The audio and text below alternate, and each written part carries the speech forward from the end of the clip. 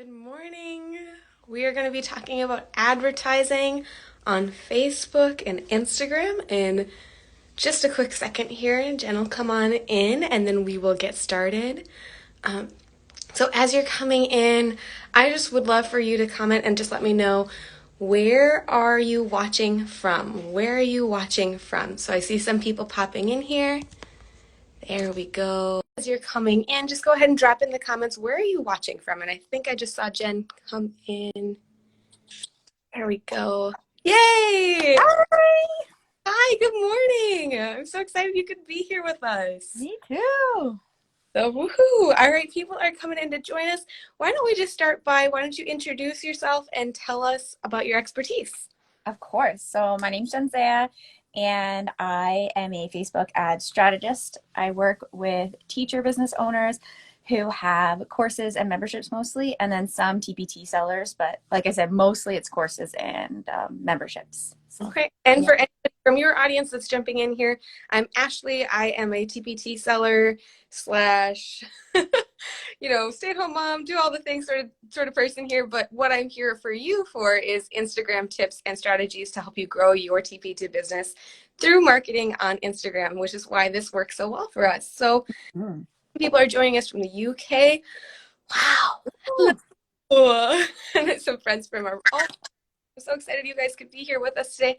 If while you were watching you have questions, feel free to use that question and address them as we go. But we're going to get started with, Jenzaia said she has kind of like a test to help people decide, whether or not it's time to run ads for your business. So why don't you start by telling us a little bit about that? How do we know if we're ready? So, a lot of people are kind of like wondering and like, should I push that boost to post? Is my business ready? Is now the right time? And so before you start to run ads, I really want you to think about these 5 different things. And if you have those in place, then your ads are going to be more successful. It's not that you can't run ads before, it'll just have a more holistic approach to your marketing. And then that way they'll be more successful. So number 1 is your elevator pitch. And that's, who are you helping and what are you helping with and what are the benefits? So for me, I help teacher business owners with Facebook ads to stop the overwhelm so that they can have a bigger impact and make more money. So that's, your elevator pitch is really quick. Check. Yeah. Number 2, and this kind of ties in, but is knowing your ideal customer, your ideal client inside and out, because that will really help your marketing and your messaging. And that's so important when you're running ads, is being able to hit those pain points and really speak directly to the buyers. Right. Number 3 is oh, Right. You want your messaging, you want to be able to make sure you are speaking to that person, right? yes. And that the person's going to be like, oh my gosh, she's in my head. Me. Okay. Yeah, me. That's me. That's me. I need this. Whatever it is, I need it. Right. So that's number 2, is making sure that you know them and not just like on a surface level, like, oh, it's women who teach.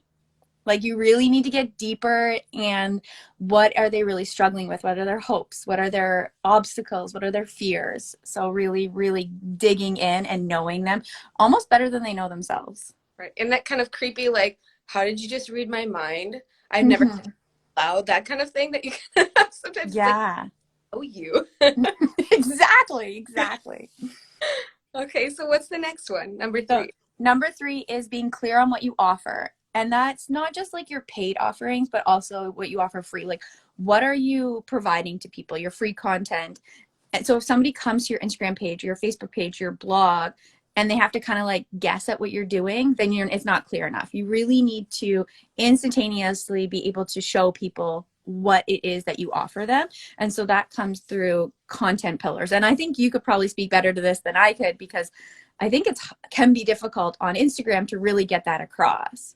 I agree. And actually, the first thing that I thought of when you're talking about kind of that instant connection is I thought about an Instagram bio. Because very first time somebody comes to your profile, it's kind of like that first impression. So not only are they going to look at your grid and kind of get a feel for what you provide, your bio is your chance. And that's almost where I would put your elevator pitch that you were talking about. You're like, Yes. who I am, who do I serve, how am I going to help you?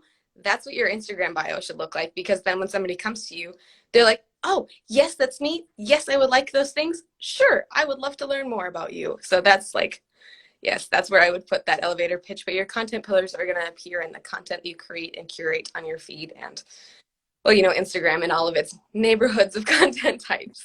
So.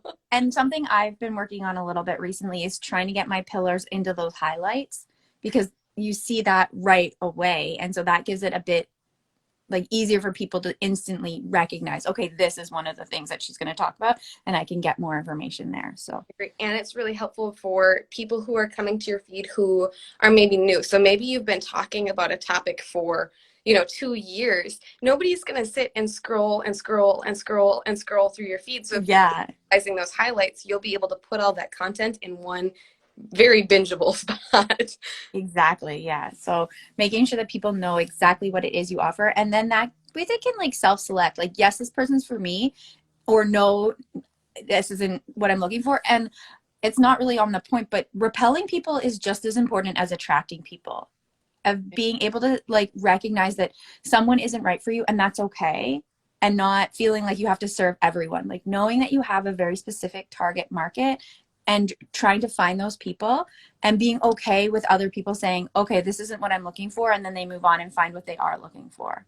Every now and then, like, so my niche is Spanish teachers, Mm-hmm. and specifically, I usually serve secondary Spanish teachers who work with novices, right? So again, very specific niche. Yep. Every now and then a parent finds their way to my page and they're like, hey, do you offer tutoring? So-and-so really needs help. And it's like, nope, I don't. Sorry. I do not do that. And I will recommend them to somebody who I know who does, but that's just not what I do. And I don't need to do everything. So it's okay to just be able to say like, bye friend, thanks for checking out what I have. This is not for you. Exactly. I found that really hard at the beginning, wanting to like serve everyone, but realizing like that's not my specialty, and I won't be able to make everyone happy, so I need to really figure out who it is that I'm looking for and how I can serve them best. I agree. And it's just healthier for you too to realize like, nope, these are my boundaries. And it's kind of like I said, these are who I serve best. It's because this is what I know and this is what I do, right? So that's kind of I've heard people say like my zone of strength, or Yeah, kind of like your area of confidence. This is what I can speak to. So it's okay to say no to people, and it's okay to be like, nope, next. exactly. Yes, yes. Okay, number 4 is having a long form content strategy plan, which is really big and not even super related to the actual paid advertisement, but it's so, so important, because when people find you, if they say, okay, yes, this is for me, then they're probably going to start clicking around on your links or here or there or whatever and try to find more from you.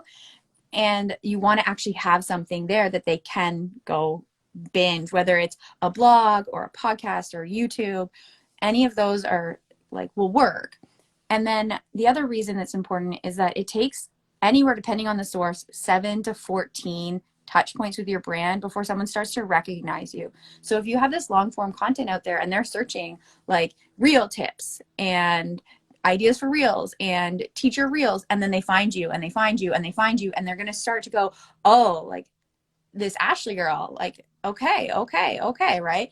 And so having that long form content is a great way to have those brand touch points. And it's also a good way to like point people to, if they ask you a question and you can give them a quick answer, but then you can also like say, here, go and look at this like entire document that I created for free.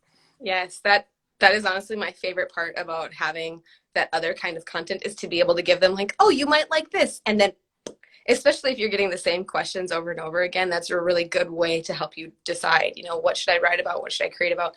I want to back you up really quickly and just see, could you give us, I heard you say a few examples. Could you define long form content in case anybody's watching and they're like, what does that mean? Could you just kind of. Absolutely.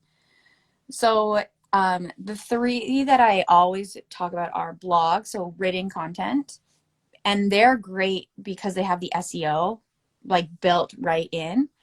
Podcast is the second one, so audio content.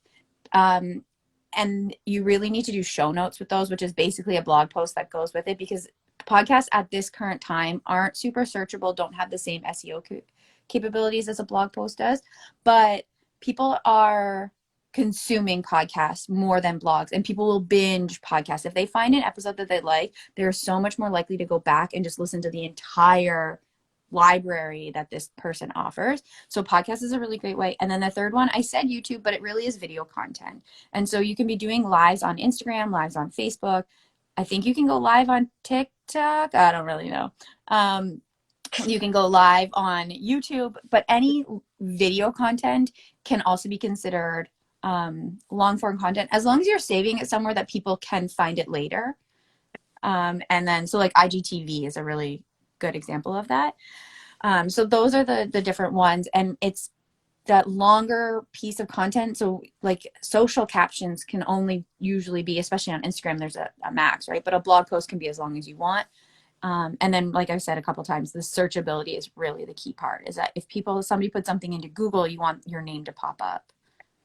Okay, thank you for going over that for people. And one of my favorite things about long form content is that it kind of, you can make it overlap. So if you're feeling like, oh, I want to vlog and I want to blog and I want to do podcasts and I want to do all these things, it is possible for you to do all of them if you want. So like you were saying with the show notes from a podcast, it kind of turns into a blog.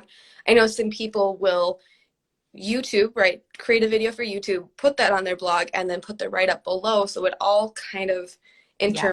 there's a lot of ways for you to kind of build your, I don't want to say web, but that feels appropriate because it's all It does, yeah. And I say like a long form content strategy plan, because just putting a blog post out is fine. But what you really want to do is strategically use that content for other spots. So pinning it and pulling out a quote for Twitter or for Instagram, and pulling out a soundbite from your podcast and putting it on Instagram. So reusing that content, and in your email marketing too, like that's really, really important, is taking that content and then sending it out to your followers, because again, it's just another brand touch point, and it saves you so much time and energy if you're doing one big piece and then, like you said, like using that web to get more content out. And people don't see, only like what, 4% of your people see your Instagram. So if you're not strategically using that content and you're trying to come up with 1,000 different things every single week, you are going to run yourself into the ground. Okay, so when we're talking about a long form content plan, it's not necessarily so much of like, I'm going to post this blog post every single week. This is what I'm talking about. It's more of how are we going to take your long form content that you're created and really utilize that in all of the different ways and all of the different spaces that you are in. So that way, you're making a good use of your time.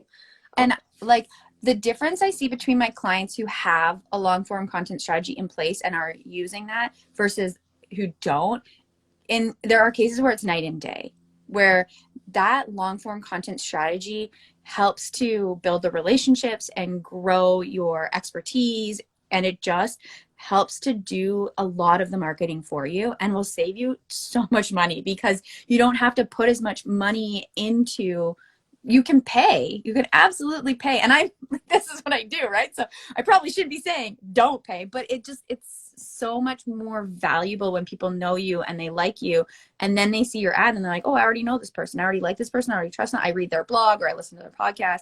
It does so much of the work for you, and it just really, really the ads can then amplify what you're already doing. Yes. Okay. So I love that. We're just going to touch on that really quickly. Your ads aren't replacing your strategy that already exists, right? No. It's take what you are doing and say, like, let's make this bigger. Let's reach more people with what you're already serving. I really like the other thing that I want to touch on what you just said is you were talking about the know, like, trust factor, which I think is something that not all TPTers are familiar with, because we don't come from a business background. Most of us, most of us come from the teaching world, and we're just kind of, we just I'm by the seat of our pants.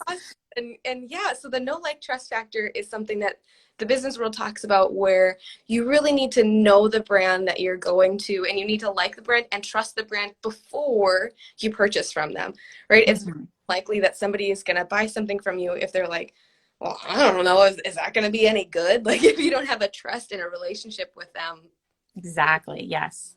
Okay, so that's that 7 point. And then the other thing that I wanted to talk about is when you were talking about how, they need to see all of these things all the time, your touch points. And I know sometimes people as creators, we see everything that we create. So sometimes you're like, I can't talk about that again. Like they're going to get sick of me talking about it. I just want to give an example that is something from my own experience. I have a product line that has almost 80 products in it. I have 4 blog posts on it. I have several Instagram lives. I couldn't even tell you how many posts. It's got its own highlight, all of these different things. And the other day I just posted being like, here's this thing in action on my stories. And people were like, what is that? And I was like, what do you mean, what is this? yeah. Like, first of all, yes, you can have it. It's like my favorite thing. That's why I feel like I talk about it all the time. But I was so nervous as I was creating that content because I thought for sure people were going to be like, like her again, she's talking about this thing. Like, she always talks about this thing. And instead, I had 60 some people message me and be like, I have never heard you talk about this before. Tell me more Wow. right now. And it was like, okay, let's do this. yeah, I was like, sweet. Yeah, here's my long form content on this thing. Let me just send it right over. I've got tutorials, I've got variations, I've got editable templates, like all sorts of things to the point That's where awesome. like talking about it. And yeah, so your audience doesn't see everything you create. Don't be afraid to recycle your content. So, okay, The other piece on that too is that, like, especially on Instagram, think about how easy it is for somebody to just like swipe past it if they don't want to see it. So if you feel like you're posting about it and you're afraid that someone doesn't want to see it, it's so easy for someone to press next on your story or exit out of the story or scroll past you. And like, they're doing that anyway. People are scrolling. So even if they are like, again, whatever, just let them be the negative Nancy and not want to see it. I've ever had somebody be like, why do you talk about this so much? Yeah. Once, not once. And I love recycling. This is so mean of me, but if someone ever does that, you should just send them like a video recording of you like showing them how to mute you. Like, here you go. This is how you meet the person, or remove me as a follower. Like, okay, don't follow me. So awful, but people don't see everything, and that's actually a problem that people often have. Is they talk about how their Instagram engagement isn't what they want it to be, and I think the good thing to keep in mind, right? People don't see everything you post. They just don't. Some people follow like 3,000 people. It's insane. Could you imagine if, like, in real life, you spending your day being like, hey, what's going on with your life, to 3,000 different. No, I've never even thought of it that way. Oh my goodness, that would be exhausting. And getting actually so exhausting. Like, you would never make it to the end of that line, that imaginary line of real people. You would just be like, I'm gonna sit down now. I'm done. even if you're like super extroverted, I'm done. It's people, so that's 1,000 people. Some people are only following like 200 or 500 people, and that's still an insane amount of content. That's how many people were in my high school. I think there were 600 people in my high school. Just imagining that, like, that way of like trying to talk to every person in my high school, even if it was just like saying hi to every single one of those people, like that is a new way of like thinking about it. It's like it would be just a people overload. So one, don't be hurt that they're not seeing everything from you, because like, you're possibly a crowd of 500 people, and that's overwhelming for them, and that's okay. Yeah. But two, just keep in mind that because you're one in however many hundreds of people they're following, it's okay to just be like, Tuesday talking about this thing, next week Wednesday still talking about it, here I am again, just in case you missed it last week. Totally fine, not a problem at all for people. So absolutely. Okay, so the last one, and we kind of have talked about it a little bit, but is having some organic success already. And so, and this is more specific to like your actual products that you're selling. I would highly, highly, highly discourage you from putting money behind a product that you've never actually sold before. You want to sell it a couple of times, especially a course or a membership. You want to have sold it a handful of times before you start to put any money behind it, because that will prove to you that the offer works. It doesn't have to be a lot. Like, I'm not saying you have to sell this thing 100 or even 50 times, but like 10, 20 times, so that you know that people actually want it, and that your messaging is in the right direction, and that there is some value behind the product that you're advertising or the course that you're advertising. So having at least a little bit of organic success first before you push it out.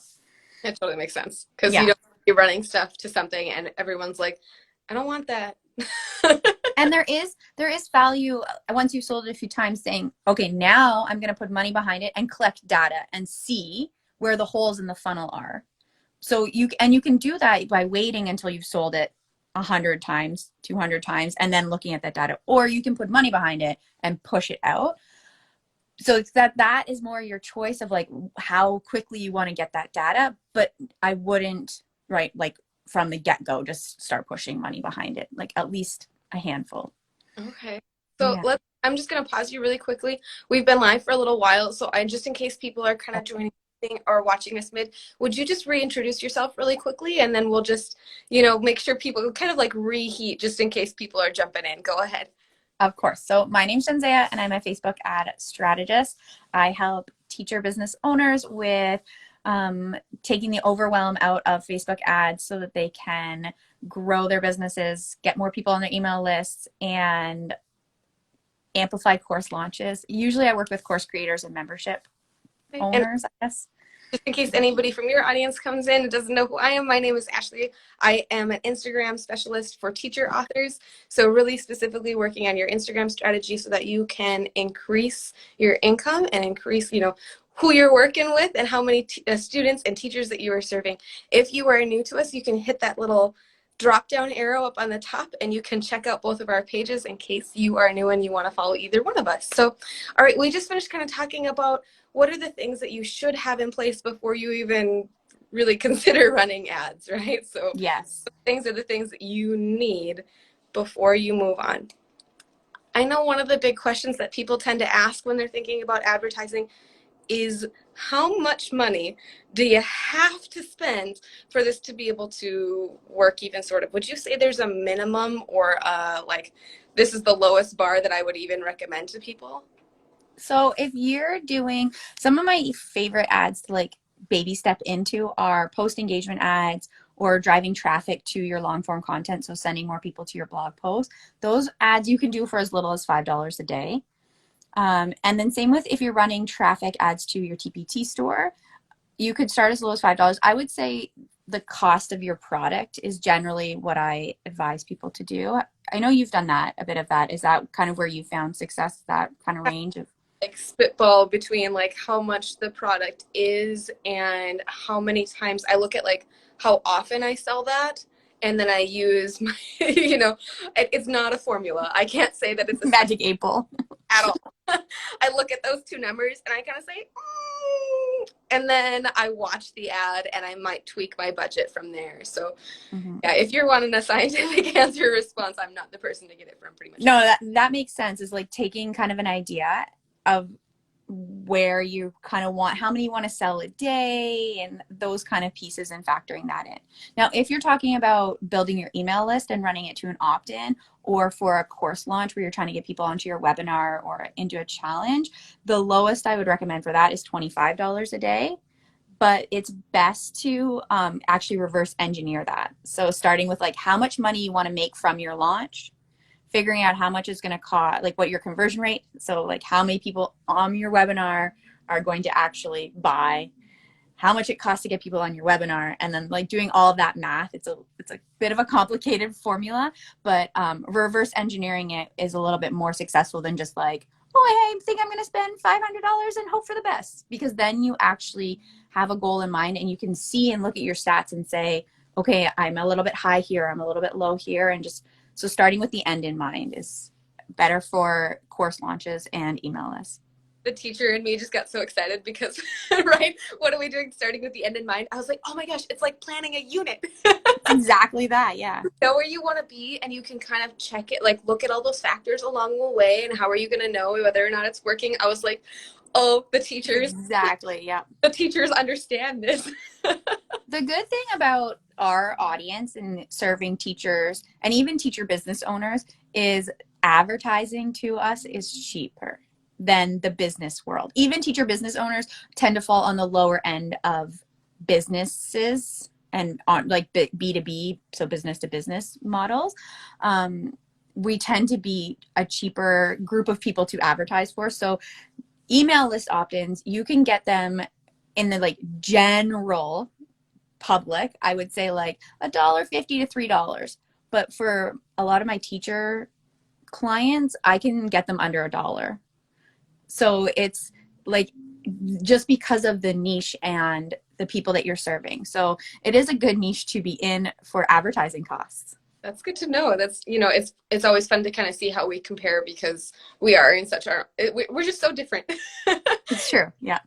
You're just like, this doesn't, maybe you're following a big business guru and they're giving advice and you're like, that's not us, or like, that's not our people, or, so it's nice to hear that we are really just a different breed.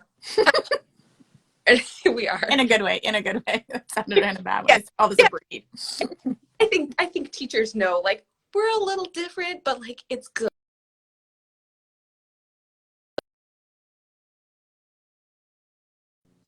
Okay, sorry, I don't know if you just paused my phone, did something weird. Okay, It's all good. I'm seeing a question. Kelly is wondering, how far out should you run an ad before a challenge? Do you want So I recommend starting at 7 to 14 days and following the middle generally about 10 days out. so that way Yeah. it's And with a challenge, you can actually run the ads into the challenge if you want, as long as people have time to complete the challenge before your cart closes. Mm-hmm. So if it's like a 5-day challenge and your cart's going to be open for 5 days, then you wouldn't want anyone signing up for the challenge like from the day that the cart opens. But they could sign up for the challenge and do day 1 when everyone else is doing day 4. Gotcha. So it's okay if they come in like a little bit late, just as long. Exactly. Because most challenges either are done in a Facebook group or through email or potentially like even on your course platform if you put the videos there. But most of them are available later. But they do really need to be able to complete the challenge in the same time frame. So you wouldn't want to say, oh, well, the 5 videos are here. You can binge them all in one day. You wouldn't want to put someone through that. But saying, making sure that they have 5 days. So you could run the ads further. Whereas with a webinar, you want to stop them like at the same time the webinar starts kind of thing. Because yes, there is a replay, but it's just a little bit different. That makes sense. Okay. Sounds good. Anybody else? Just so we're checking in here, I saw her question in. I didn't see. Oh, he said, so great to see you both live. Love your advice. Yay, I'm so glad. Anyone else who is watching, if you have questions, feel free to drop them in the comments below here. Oh, okay. Oh, this is interesting here. She says, how do ads actually work? Who would a $5 ad go in front of? And I know that we probably don't want to dig like deep into like the technicals, but maybe you want to talk a little bit about audience building and how we decide who ads run to. Yeah, for sure. So I have in my brain 3 different groups of audiences. So there's warm audiences, and those are people who have interacted with you before. Anything from liking an Instagram post all the way to having bought from you before. All of those people are warm. Obviously, if they've only ever liked one Instagram post, they're not as warm as someone who's purchased from you. That would be like a hot lead kind of thing. But those are your warm audiences. And then I call these ones cool audiences, and they're lookalikes. So you take those warm audiences and then you make a mirror of them. And so you take that 100 people or 1,000 people you have on your email list, and then Facebook will make a lookalike of 1 million more people. I'm like trying to show with my hands, 1 million more people that are just like those 1,000 from your email list. And that's why I call them cool, is because they don't know you. They've never had any interaction with you. But because they're a mirror of your warm audience, they have a lot of the same tendencies and the same interests as your warm audience does. So they're generally one of the most successful audiences is lookalike audiences. And then the last one is cold audiences, who are interest-based and have never heard of you before. But if you're selling like to Spanish teachers, they would be teachers who are also interested in Spanish. And in your case, probably also secondary. Like you would probably want to have a couple different layers there. So those are the 3 different audiences. And then I forget the rest of the... And then it was who you in front of? Yep. You pick the audience. It's part of setting up the campaign, is picking the audience where the ad is going to go. And so one of the best places to start would be that warm audience, is your email list. Anyone who's engaged with you on Instagram or your Facebook business page, that is important, is your Facebook business page. Your email list, I think I said that already. Website traffic, And then on TPT, if you have the pixel installed, you can also pull anyone who has viewed your store, added to cart, wish list. And that is huge. Those are huge audiences for people. Yes, that was so good because they're in your store, right? So they're Mhm. already kind of in the door looking around and you can be like, hey, Yes. And this, then after warm audiences, I would go to those lookalike audiences. And then the last set of audiences that I would suggest anyone kind of like play around with or is the interest based ones, because they are the hardest to master, and they can be very, very challenging to find a pocket of people just based on interests that are going to want what you offer. But the warm audiences and lookalikes, I found a lot of success from those ones. I love I love the lookalike audiences. Like my warm, it's like, hey friends, I love seeing you again. But the lookalikes, I'm like, oh, New hello. people. Yes, new friends. Like I'm so excited that you're here. Which is silly. Yes. Facebook doesn't tell you who they are or any information about them at all. I can just see that they clicked on it, and then I get excited because Because somebody somewhere you got a click. yeah, someone, off in the world. Yes, exactly. So another question we had is, do you think TPT is the best place to advertise since that's where everyone goes? Yeah, yes and no. So it definitely has that advantage of being like the brand recognition of a teacher clicks on something and they find that it's from TPT. Most teachers recognize it, and that is obviously beneficial.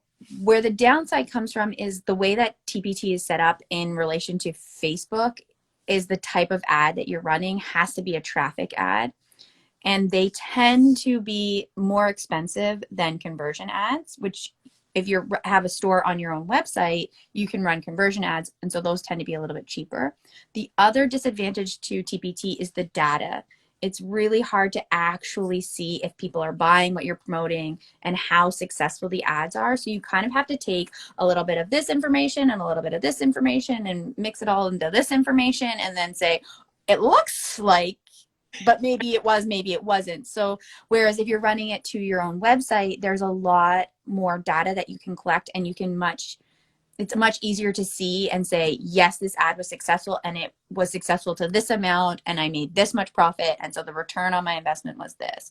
So they both have advantages, but I would definitely say running it to your own store has more advantages. So if you do have a website where the store is already set up, that would be my preference. That's good to know. I have done kind of like duplicate ads running Mhm. where I'll run to my store and I'll run to my TPT store and then I'll run to my store. And it's just so interesting to me to watch how they kind of are different, especially since, like you were saying, we can kind of collect data and put it all in a spreadsheet and look at what we think probably happened, but we just don't know. So it's hard to celebrate when your TPT ad, like I had one in April where I was getting like, you put $1 in, you get $2.50 back out. And I was like, yes, this is a great ad. And then I was thinking about it and I was like, I have no idea if this ad is actually great because it was something that usually sells at that time of year, very seasonal, very high in demand at that point. So it was like, well, But that is the exact product you want to put your money behind, is something that would sell well at this time of year anyway, and that has that track history. Like I said before, is organic success already. So instead of putting it behind something that you're like, this never sells, or I don't know if it sells, or it's brand new. So at least you put it behind the right thing, of yeah. something that when people click on it, they'd be like, yes, I need this right now. This is what I want. Yeah, and I was really happy about it. It just felt like it was hard to celebrate because it was like, well, is it my ad that's working or is it just because it's the product that whatever. So yeah, I like looking at the data from our own sites a little bit more. Mhm. You know, It's a little bit easier to know and to feel successful in that way. so we have another question that says, if I'm trying to get my name out there and build know, like, and trust, but I don't necessarily have a sale or product to promote after a free challenge, is an ad still worth it? Um, it could be. It definitely could be, but typically those free challenges are done to promote a product, and so people are going to expect you to be selling something at the end of it. I think that that's kind of become a norm in our world.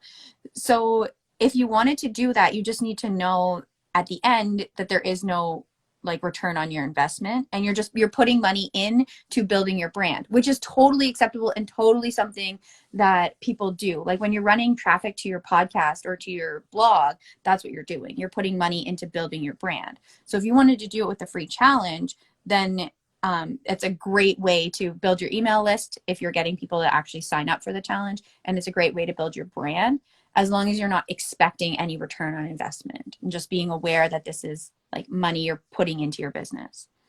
Right, thinking long-term growth. Yeah. Well, in March, I hosted a free challenge and I didn't have a sale or a product or anything at the end of it. And I just wanted to build my brand. I didn't put any advertising behind it because I was still like, we're just going to do this thing and I really want to build this relationship. But I used it as an opportunity to build my email audience. And so that was something. However, I marketed that free challenge so hard on my own. So hard. Like reels every other day, lots of posts, lives, posting in Facebook groups, everywhere possible. Could I have gotten more traction on my own? Like if I had paid ads to it, probably, but without the return on the end, I wasn't willing to do that. Mm-hmm.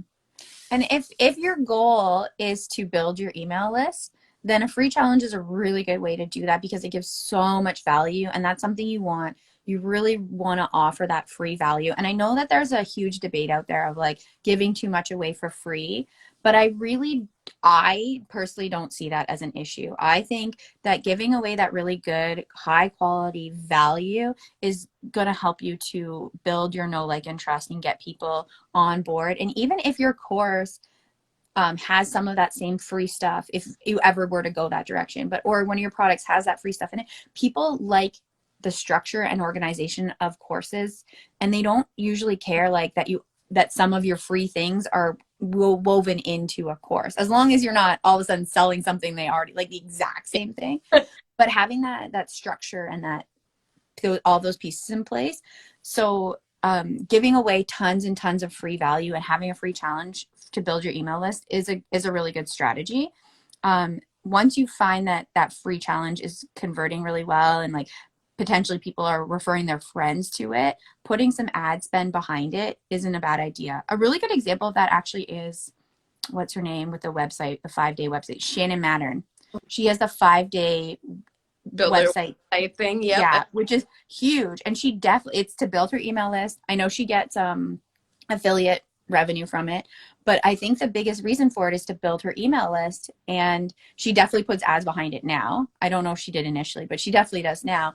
So it definitely is a really good strategy for building your email list. And she followed up with us and said, yes, definitely want to build that email list and also my brand. I want to show my expertise and the value I bring. Thank you again. I think one of the biggest things about a free challenge is being able to show off your expertise and to be able to, right? Lots of times when you do a free challenge, you have some video components to it. So the people get to see your face, hear your voice, and they understand how you do things. So then to see, oh, okay, well, if this is how she ran a free challenge, what is she going to do in paid offerings and paid resources? So that's a great know, like, and trust builder right there. It's huge. And it can take time for you to really figure out what a paid offer that you want to offer is going to be, because when you're first starting out, you kind of have an idea, and then things start to get clearer and clearer as people are asking you questions and you're figuring out your brand content or your pillars, and you move forward in that way.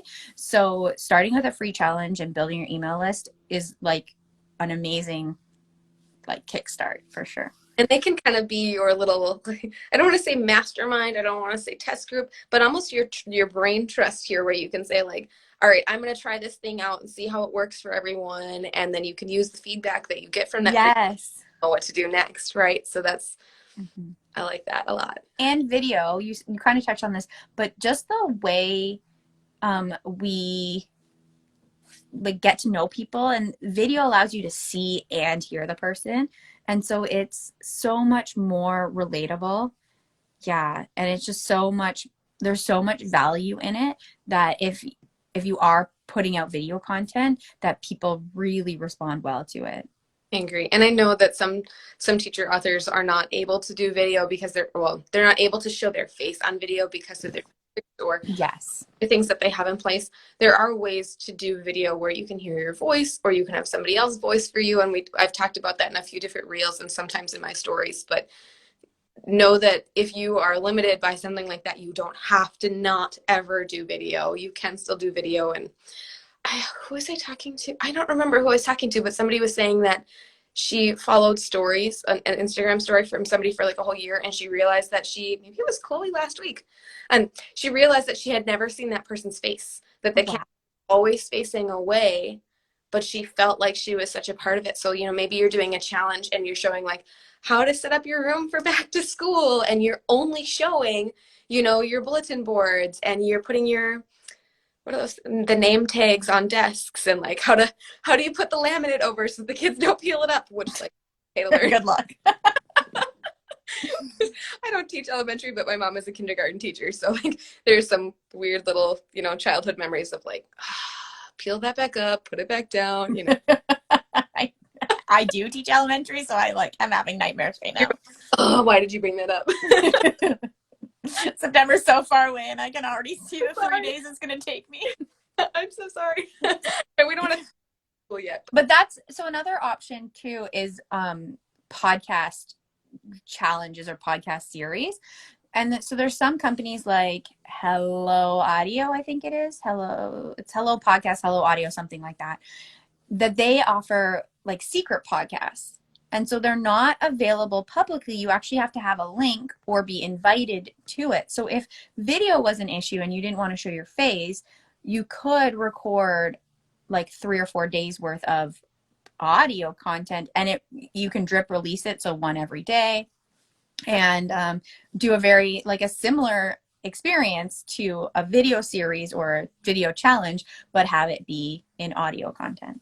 I really like that idea. So hopefully somebody, if anybody is watching and they're like, oh, yes, that's the piece that I needed before I was doing a challenge. So hopefully that's helpful. I actually released my course with that. So I should know the name of the company I use. But if anyone is watching and wants more information, send me a DM and I will dig into my information and find out the company that I used. And it was really easy to do, and my audience had really good feedback about it. It's not a course I offer anymore, so sorry, but had really good feedback on it. Well, that's good to know. And if you're looking to get a hold of her, the title up on the top has a little drop down arrow, and you can see both of our names. So that's where you could grab that information really quickly. So if you're like, oh, I need to remember to do that for later, right up here.